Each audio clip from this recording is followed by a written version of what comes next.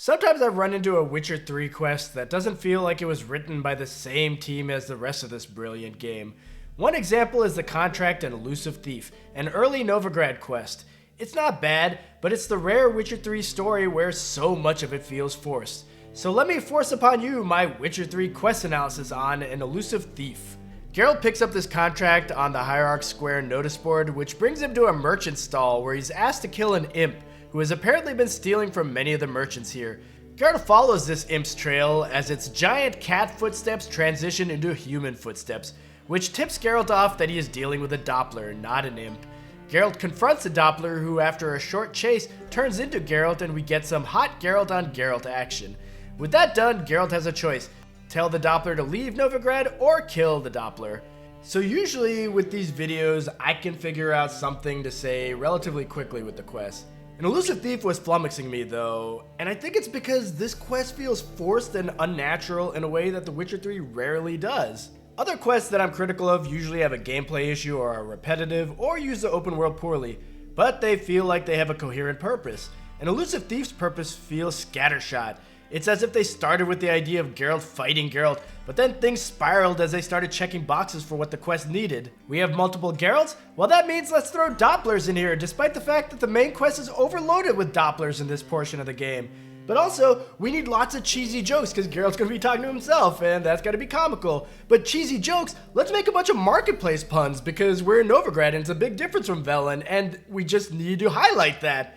Everything in this quest feels forced and overdone, when a little bit of subtlety would have worked wonders.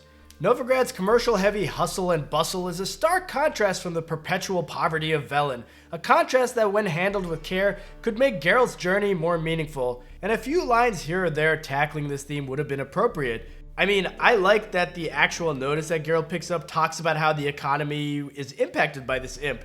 That's one of those things that many players would completely miss. Likewise, it's clever that the merchant describes the imp in terms that is used to infer big money and privilege. So what's this imp look like? Like a mean, fat cat. And I do appreciate Geralt using market terminology during their negotiations. Make it worth my while and I will. Demand for witches is high, supplies low. That is not the most natural thing for Geralt to say, but I can put up with a little bit of heavy-handedness to get a theme across.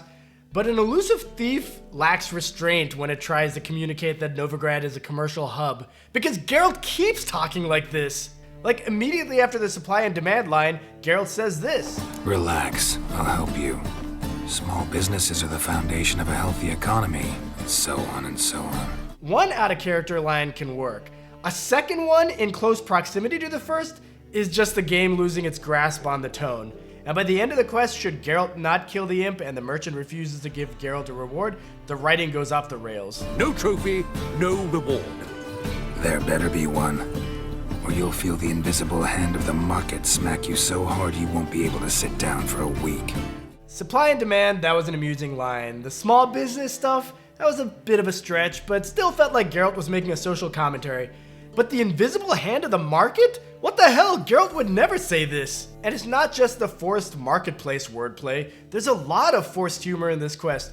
Geralt is a legitimately funny character throughout this game, but I don't know what's going on with him here. He's just dropping dad jokes left and right.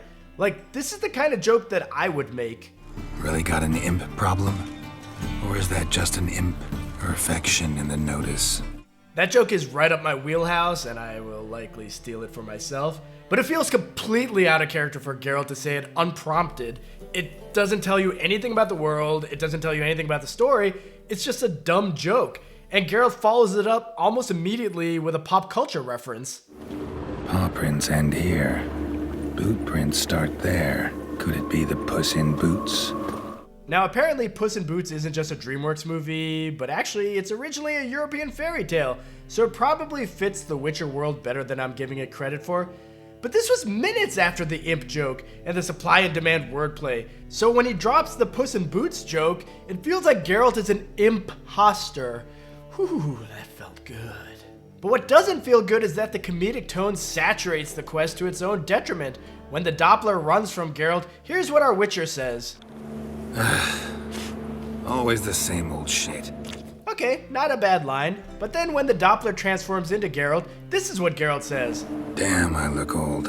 Apparently, Geralt has been watching Lethal Weapon because he's impersonating Danny Glover's character. I'm too old for this shit.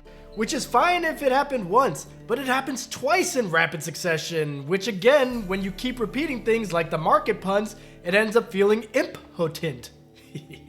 But despite some annoyances, the highlight of the quest is Geralt facing off with himself. It's short, and it's apparent that the entire quest was designed around this fairly shallow conceit, but it's also home to the few moments in the quest that have some depth and meaning, and these work because CDPR shows restraint here with this choice. The Doppler's dialogue right after the fight seems to be pushing you towards one decision. Please, stop. I surrender. Might be able to look like a witcher, but that won't make you fight like one. You're donning your skins enough to know what kind of man you are, what you feel. The natural inclination following that line of thought is to let the Doppler go, which yields this exchange. I don't kill him, true. But then not everybody applies my rules, and not everyone's got my conscience. So start stealing somewhere else. And that's a noteworthy character moment, though it's a bit obvious. Of course Geralt has a conscience, it's apparent just by playing the game, but it's still nice to hear. But it's in the choice to kill the Doppler where that restraint shows its face. Because I could not actually figure out a justification for why Geralt would kill this thing. That is, until Geralt explains himself. You learned something, but not everything. I spare any monsters that aren't dangerous.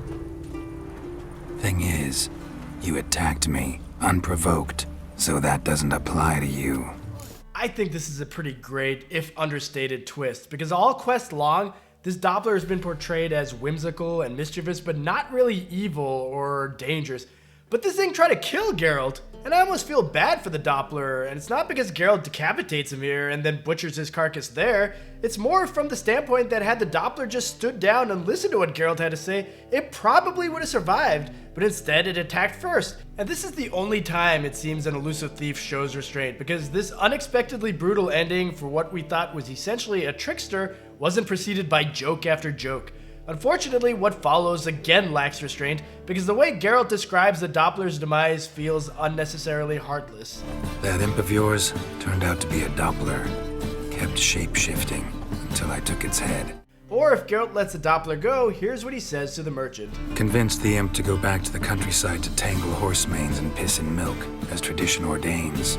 In any other quest, I would have found this moment of Geralt's wry and sardonic humor to be charming. But in this quest, where we've just had pun, joke, references all over the place, it feels like CDPR is imposing unwarranted humor on me. And that's the thing, an Elusive Thief just feels like the writing team throwing things in willy-nilly without considering how it works together. It's just one forced decision after another, and the end result is a quest that doesn't really come together at all. So thanks for watching, and if you're impatient, just give me a second because I'm changing things up a little bit with this ending. I'm gonna read directly off of a script. I'm not used to doing that, so just give me a moment. If you enjoyed this, please like and subscribe. If there were things you'd like me to improve, I implore you to impart your important wisdom on me. I can see why CDPR just kept doing joke after joke. It's a rush.